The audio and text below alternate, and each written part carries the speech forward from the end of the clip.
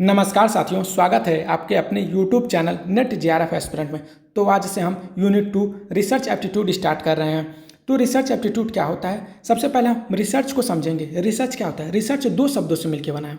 Research दो शब्दों से मिलकर बना है। री धन सर्च। री का क्या अर्थ है? री मतलब होता है फिर से या अगेन होता है। सर्च का मतलब क्या होता है?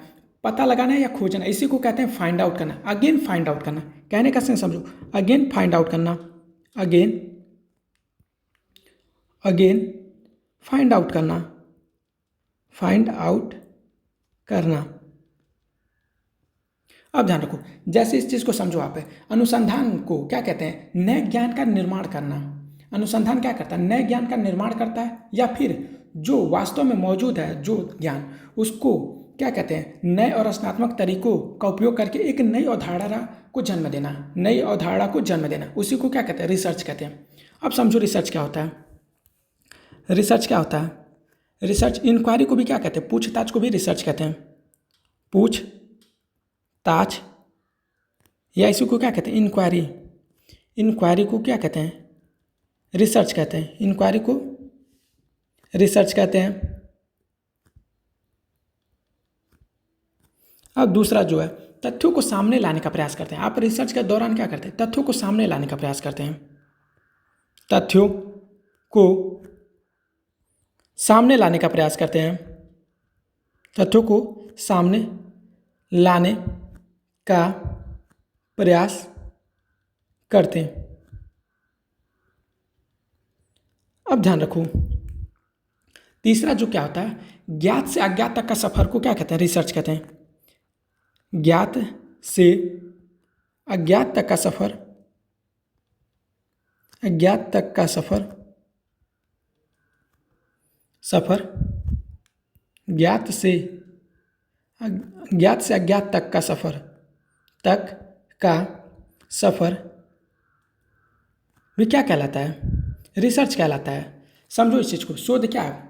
एक ज्ञान में वृद्धि करना या व्यवस्थित और पद्धतिगत है। इसी में क्या होता है? ज्ञान में वृद्धि करता है, ज्ञान में वृद्धि करता है, वृद्धि करता है। अब ध्यान रखो, व्यवस्थित और पद्धतिगत होता है। व्यवस्थित, व्यवस्थित और पद्धतिगत होता है।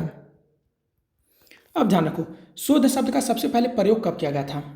तो यहाँ पे ध्यान रखो, ये शोध क्या होता है? एक वैज्ञानिक जांच की कला है। यहाँ पे ये भी एक चीज़ समझ लो, वैज्ञानिक जांच की एक कला है। शोध क्या है? वैज्ञानिक जांच की एक कला है। वैज्ञानिक जांच की एक कला है, कला है। अब ध्यान रखो, शोध शब्द का प्रयोग कब किया गया था? शोध, ये इंपॉर्टेंट है वर्ड, वैज्ञानिक जांच। शोध शब्द का प्रयोग, शोध शब्द का प्रयोग सन 1577 में किया गया था। 1577 में किया गया।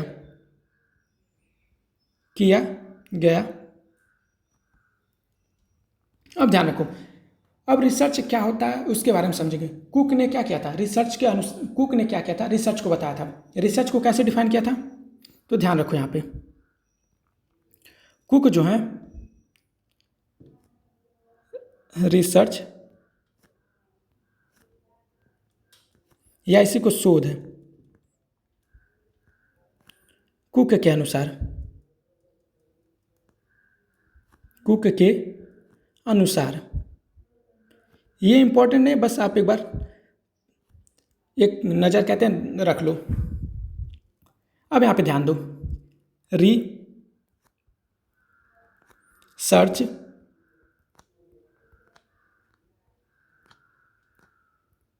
अब इसका मीनिंग समझ लो। रिसर्च क्या होता है? रिसर्च का जो मीनिंग होता है, आर का मतलब क्या होता है? रैशनल वे ऑफ थिंकिंग, मतलब सोचने का तर्कसंगत प्रक्रिया हो, तरीका हो आपके पास है। तो rational way of thinking, rational way of thinking way of thinking. अब ध्यान रखो, जो ई होता है एक्सपर्ट होना चाहिए, जो विशेषज्ञ और संपूर्ण उपचार होना चाहिए। Expert, expert and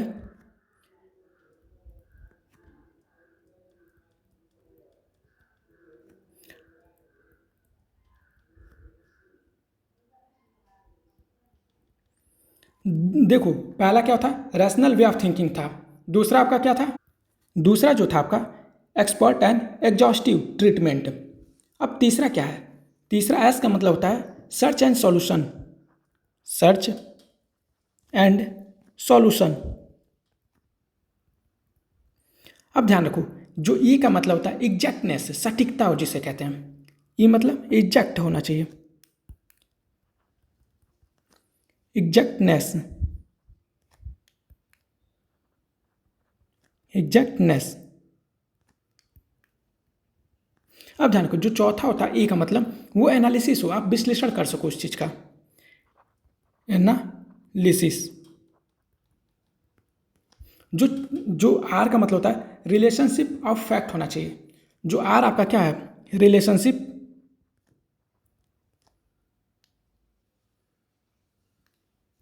relationship of fact. अब ध्यान रखो, जो सी का मतलब होता है इसका, समझो इस चीज को, क्रिटिकल ऑब्जर्वेशन होना चाहिए, क्रिटिकल, क्रिटिकल ऑब्जर्वेशन, ऑब्जर्वेशन, या फिर केयरफुल प्लानिंग, केयरफुल प्लानिंग। अब देखो, इसके बाद जो एच होता है वो हॉनेस्टी या हार्ड वर्किंग होना चाहिए, हॉनेस्टी, या इसी को क्या कहते हैं, हॉनेस्टी एंड हार्ड वर्किंग होना चाहिए, हार्ड वर्किंग होना चाहिए। ध्यान रखना ये इंपॉर्टेंट नहीं है, बस आप एक नज़र रख लो कि रिसर्च कुक के अनुसार क्या था, रिसर्च का फुल फॉर्म समझ लो, या कुक के अनुसार ये रिसर्च क्या होता है, तो इसे कहते हैं रिसर्च। अब जो नेक्स्ट टॉपिक है आपका रिसर्च में, रिसर्च में जो नेक्स्ट टॉपिक आपका रिसर्च का विशेषता या character, research, research character, characteristic, या इसी को क्या कहते हैं, अनुसंधान विशेषता या शोध की विशेषताएं, शोध की विशेषताएं। अब आपका शोध कैसा होना चाहिए, जो शोध होना चाहिए वो कैसा होना चाहिए, सिस्टमेटिक होना चाहिए, कहने का सेंस व्यवस्थित होना चाहिए। रिसर्च में क्या होता है, ऊपर नीचे कोई चीज़ नहीं होती, एक क्या कहते हैं स्टेप के वाइज चलेंगे आप, एक व्यवस्थित तरीके से आप चलेंगे, कोई भी चीज़ रिसर्च करेंगे। अब आप क्या कहते हैं, अब प्रॉब्लम को आप पहले क्या होता है रिसर्च के स्टेप में, पहला स्टेप है समस्या की पहचान करना। समस्या की पहचान के बाद आप क्या करेंगे, साहित्य की समीक्षा करेंगे, न कि तुरंत उपकल्पना बना लेंगे। समझो आप इस चीज़ को, डाटा ना एकत्र कर लेंगे, डिजाइन सबसे पहले ना कर लेंगे, तो इस चीज़ को एक स्टेप वाइज स्टेप चलते हैं, तो इसीलिए क्या होता है सिस्टमेटिक होता है। रिसर्च क्या क्या क्या होना चाहिए, सिस्टमेटिक या व्यवस्थित होना चाहिए, सिस्टमेटिक, मैटिक या व्यवस्थित, इसी को कहते हैं व्यवस्थित होनी चाहिए, व्यवस्थित होनी चाहिए।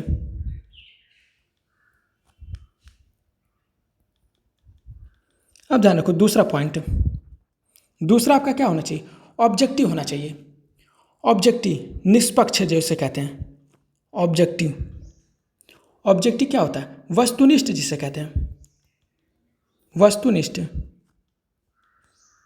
कहने का सेंस समझो आप, एकदम निष्पक्ष, आप क्या कहते हैं किसी का पक्ष लेकिन काम ना करें, ठीक ना, ये चीज़ होता है ऑब्जेक्टिव, अनबायस होना चाहिए ऑब्जेक्टिविटी में। अब यहाँ ध्यान रखो, जो तीसरा आपका कैरेक्टर इसका वो लॉजिकल होना चाहिए, एक तार्किक होना चाहिए, लॉजिकल, लॉजिकल, या इसी को क्या कहते हैं तार्किक होना चाहिए, तार्किक होना चाहिए।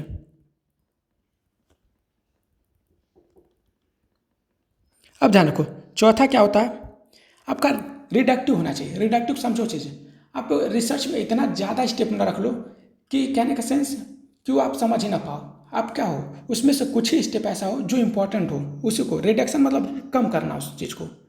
अब ये ना हो कि आप बहुत ज़्यादा कोई चीज़ पढ़ लिए उसमें से पूरा इंपॉर्टेंट ही ना हो, उसमें से जो चीज़ इंपॉर्टेंट है उसी को आप रखो। उसी को क्या कहते हैं, रिसर्च में क्या करता है, रिडक्ट का काम करता है। तो रिसर्च आपका कैसा होना चाहिए, रिडक्टिव होना चाहिए। रिडक्टिव, रिडक्टिव इसी को हिंदी में क्या कहते हैं, रिडक्टिव, रिडक्टिव होनी चाहिए।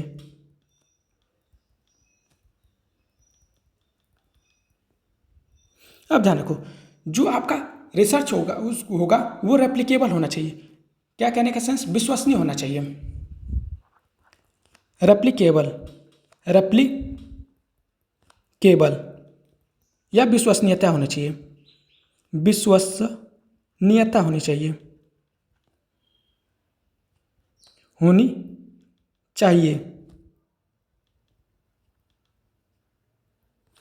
अब जो आपका छठा पॉइंट है, जनरलाइज्ड होना चाहिए, जनरलाइज्ड होना चाहिए, जनरलाइज्ड आउटकम होना चाहिए। कम जनरलाइज मतलब होता है सार्वभौमिक, हर जगह अप्लीकेबल हो, होना चाहिए, होना चाहिए। अब ध्यान रखो, जो रेप्लिकेबल होता है, जैसे आप रिसर्च कर लिए, ठीक, अब आपका रिसर्च है किसी भी सिचुएशन में क्या हो, मतलब हर सिचुएशन में अब जिस जिस टाइप का आप रिसर्च किए हैं उस टाइप में क्या हो, अप्लीकेबल हो, कहने का सेंस उस टाइप में क्या हो, उपयोगी हो। ये ना हो कि आज आपके वहाँ उपयोगी हो और कहीं और जाने पे वही रिसर्च आपका उपयोगी ना हो। तो ये क्या कहते हैं, रेप्लिकेबल होना चाहिए, वह विश्वसनीय होना चाहिए। और जनरलाइज्ड है, आपका हर जगह अप्लीकेबल हो, आउटकम जो आपका निकल रहा है रिसर्च से वो हर जगह क्या हो, अप्लीकेबल, कहने का सेंस उपयोगी हो। किसी को रेप्लिकेबल भी होना चाहिए, आउटकम होना चाहिए या जनरलाइज्ड होना चाहिए। ठीक, ये आपका शोध की विशेषताएं हो गई या कैरेक्टरिस्टिक हो गए। अब ध्यान रखो, जो कैरेक्टरिस्ट होना चाहिए, एक एक चीज़ और रख लो, ये इंपॉर्टेंट वर्ड है। शोध आपका कैसा होना चाहिए, वैज्ञानिक होना चाहिए, साइंटिफिक, साइंटिफिक, साइंटिफिक होना चाहिए या वैज्ञानिक होना चाहिए, वैज्ञानिक होना चाहिए, होना चाहिए। सबसे इंपॉर्टेंट वर्ड आपका क्या है, साइंटिफिक, ये ध्यान रखना, साइंटिफिक वर्ड। अब जो आपका नेक्स्ट टॉपिक है, शोध के उद्देश्य क्या है, शोध के उद्देश्य।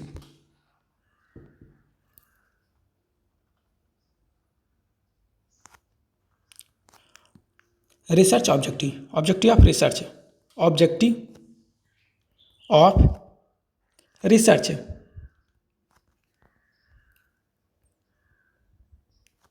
रिसर्च या इसी को क्या कहते हैं, शोध के उद्देश्य, शोध के उद्देश्य। अब ध्यान रखो, शोध के उद्देश्य कौन कौन से हैं। जो शोध का उद्देश्य होता है वो असेसमेंट होना चाहिए, आपका एक्सप्लोर होना चाहिए, कहने का सेंस आप किसी चीज़ के बारे में नहीं जानते हो उसको क्या करो, उसको समझो क्या होता है, एक्सप्लोर करो। आप किसी समस्या की वास्तविकता को उजागर करो, उसी को क्या कहते हैं, एक्सप्लोर कहते हैं।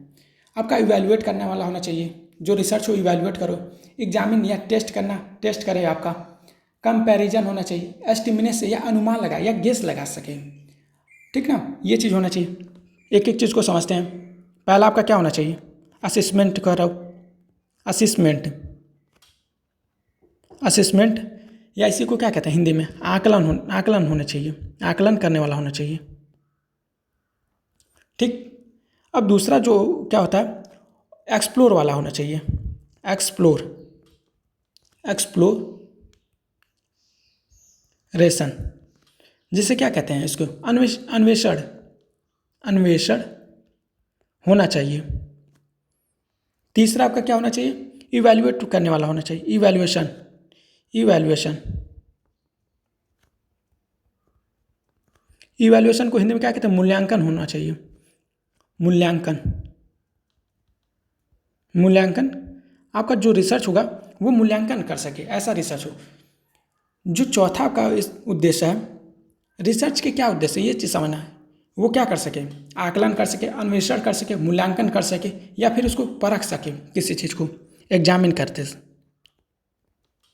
एग्जामिनेशन नेशन, या इसी को क्या कहते हैं, परखना या जांच करना, परखना, या इसी को क्या कहेंगे, जांच कर सके।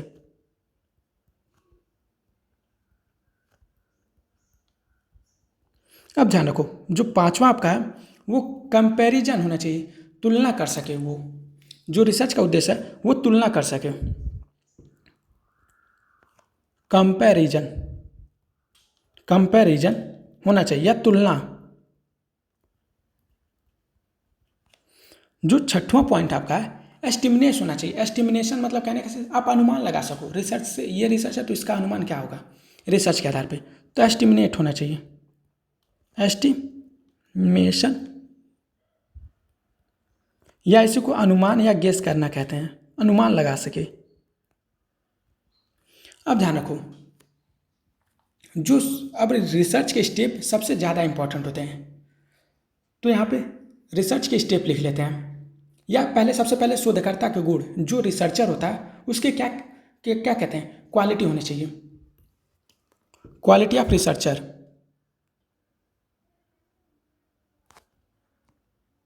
Quality of researcher.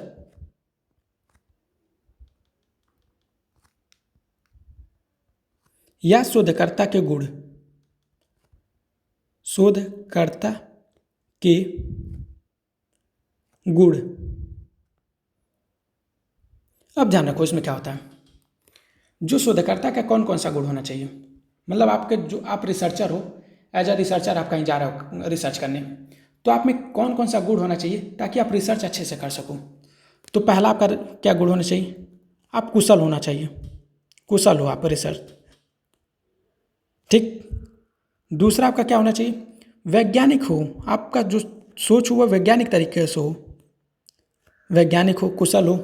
आप ईमानदार रहो, ईमानदार। जो चौथा पॉइंट हो, आप में रचनात्मक या क्रिएटिविटी होनी चाहिए, रचनात्मक। अब ध्यान रखो, आप सक्रिय, मतलब आप सक्रिय हमेशा रहो, एक्टिव रहो। तो जो पांचवा आपका है वो सक्रिय रहना चाहिए आप। अब ध्यान रखो, तीव्र गति से सोचने वाला होना चाहिए, आप जल्दी से कोई चीज़ का निर्णय ले सकें, वैज्ञानिक हो प्लस तीव्र निर्णय लें। ये नहीं कि जल्दीबाजी में कोई गलत निर्णय ले लें, सही निर्णय लें और जल्दी लें, उसे वो रिसर्चर के गुण होते हैं। तीव्र गति से सोचने वाला, तीव्र गति से सोचने वाला। जो सातवां पॉइंट है आपका, बुद्धिमत्ता हो आपके पास, बुद्धिमत्ता। और जो लास्ट पॉइंट है, रिसर्चर के बहुत गुण हो सकते हैं, जस्ट इसे क्या करना है, गो थ्रू हो जाना है, एक नज़र डाल दो इस पर, ये इंपॉर्टेंट नहीं है। जस्ट आपको देखो, एक रिसर्चर में हमेशा एक पॉजिटिव गुण होना चाहिए, निगेटिविटी कोई नहीं होना चाहिए उसमें।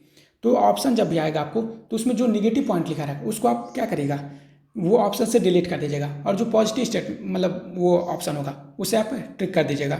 जस्ट गो थ्रू इसको करना है। जो रिसर्चर होना चाहिए वो साधन संपन्न होना चाहिए, साधन संपन्न होना चाहिए। अब हम अपने अगले टॉपिक पे आते हैं, जो शोध, जो प्रोसेस ऑफ रिसर्च होता है या रिसर्च के स्टेप, जो रिसर्च का स्टेप होता है उसे समझेंगे। रिसर्च ये इंपॉर्टेंट है, most most important, most most important, इसको आप छोड़ के नहीं जा सकते हैं।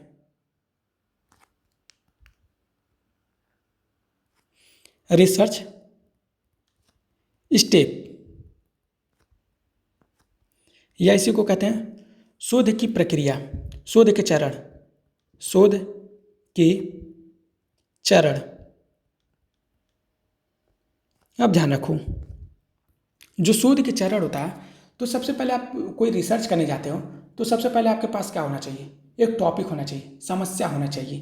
तो पहला जो आपका होना चाहिए, जो पहला आपका चरण है, यहाँ पे लिखते हैं, जो पहला चरण आपका क्या हो, संकट की पहचान या समस्या की पहचान करना, समस्या की पहचान करना, की पहचान करना।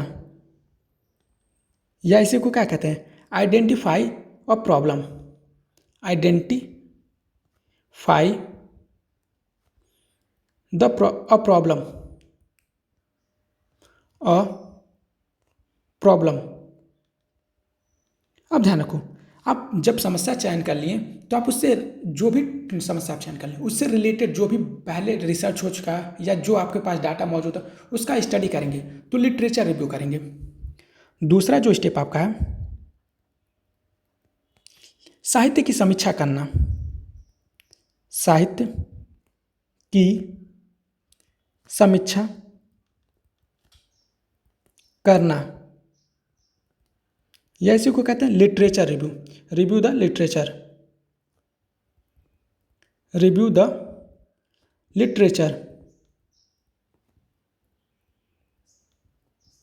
अब ध्यान रखो, जब आप मान लीजिए आपके पास प्रॉब्लम सेलेक्ट कर लिए, अब उससे संबंधित आप जो भी पुस्तकें अवेलेबल थी, जो उपलब्ध थी, वो क्या उसका स्टडी कर लिए, तो आप क्या करेंगे, आप अपने उद्देश्य को क्या करेंगे, समझेंगे कि स्पेशली रिसर्च पर्पस है कि आप रिसर्च के क्या उद्देश्य होंगे। जो जो तीसरा स्टेप आपका होगा, शोध के उद्देश्य को क्या करेंगे, निर्दिष्ट करेंगे, शोध के उद्देश्य को निर्दिष्ट करना।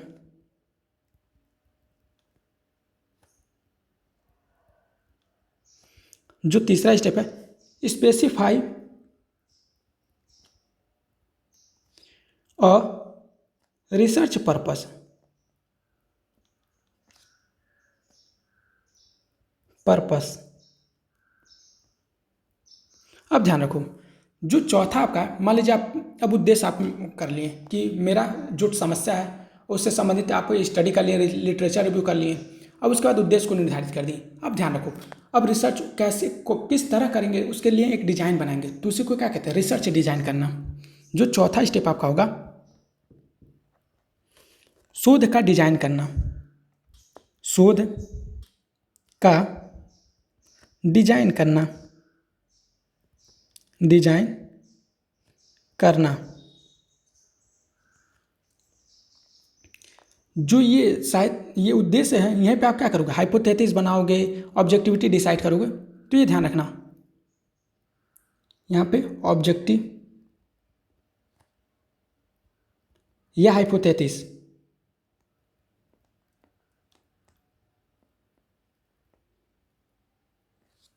ये ध्यान रखना, शोध का डिजाइन करना।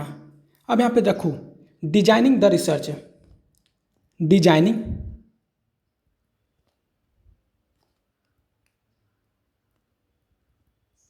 The research.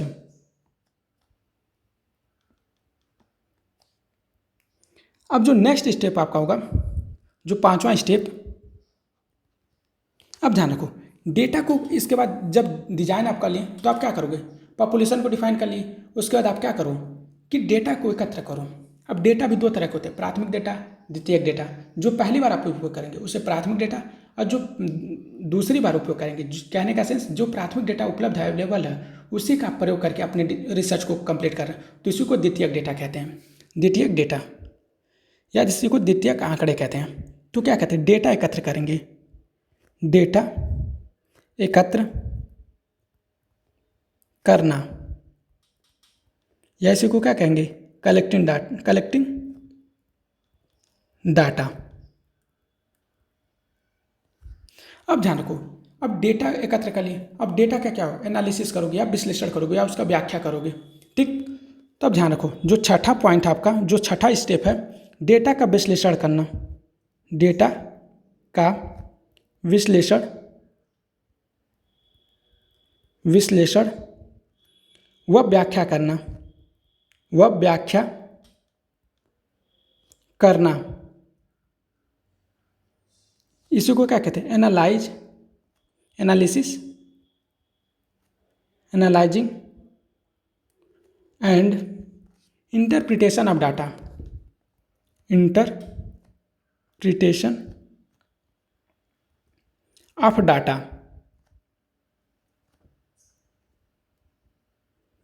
अब ध्यान रखो, जब आप डाटा को कलेक्ट करें, उसको विश्लेषण करें, तो लास्ट में आप क्या करेंगे, शोध की रिपोर्ट व मूल्यांकन करेंगे। लास्ट में जो स्टेप होगा आपका, शोध की रिपोर्ट, शोध की रिपोर्ट, रिपोर्ट व मूल्यांकन।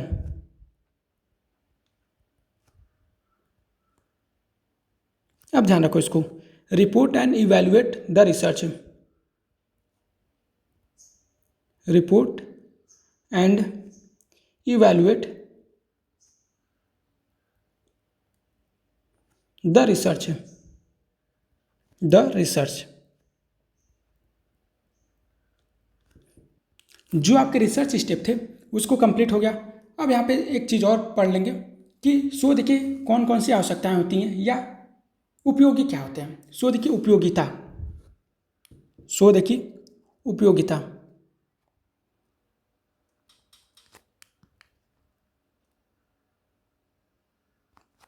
शोध की उपयोगिता,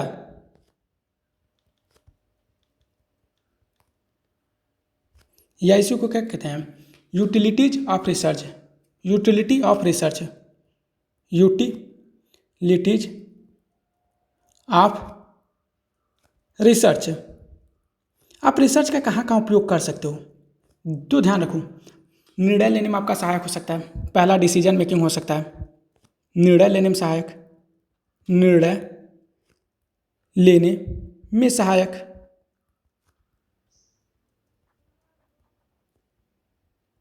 दूसरा आपका क्या है, दूसरा आपका बिजनेस में अधिक भूमिका निभाती है। कहने का सेंस व्यवसाय में बहुत ज़्यादा भूमिका, क्योंकि जो आज के समय में क्या हो रहा है, रिसर्च कैसे मार्केटिंग करना है, कैसे किसी को चीज़ को सेल करना है, उसमें ज़्यादा इंपॉर्टेंट हो गया। तो रिसर्च की उपयोगिता क्या है, व्यवसाय में अधिक इसकी भूमिका है, व्यवसाय में अधिक भूमिका। अब तीसरा क्या होता है, नए उत्पादों को विकसित करने में होता है, नए उत्पादों को विकसित करने में, नए उत्पादों को विकसित करने में, उत्पादों को विकसित करने में, विकसित करने में। अब ध्यान रखो, जो चौथा पॉइंट है आपका वो क्या होता है, समस्या क्षेत्रों की पहचान करने में होता है। कि रिसर्च का जो हो चुका है वो क्या करता है, समस्या भी पहचान लेता है कि कहाँ पे कितना सेल्स गिर रहा है, कितना क्यों ये हो रहा है, कि क्यों गिर रहा है, किसी इस जगह की क्या समस्या हो, तो उसी को क्या कहते हैं, समस्या क्षेत्रों की पहचान करना, समस्या क्षेत्रों की पहचान करना, पहचान करना। तो आज हमने रिसर्च के बारे में समझा, रिसर्च क्या होता है, रिसर्च के क्या विशेषता है, रिसर्च के क्या उद्देश्य हैं, रिसर्च के क्या स्टेप हैं और रिसर्च की क्या उपयोगिता है। तो हम अब इसका जो नेक्स्ट क्लास होगी वो कल होगी। अगर आपको वीडियो अच्छी लगी तो प्लीज़ वीडियो को लाइक करिएगा, चैनल को सब्सक्राइब करिएगा और कमेंट सेक्शन में अपना कमेंट जरूर करिएगा। धन्यवाद।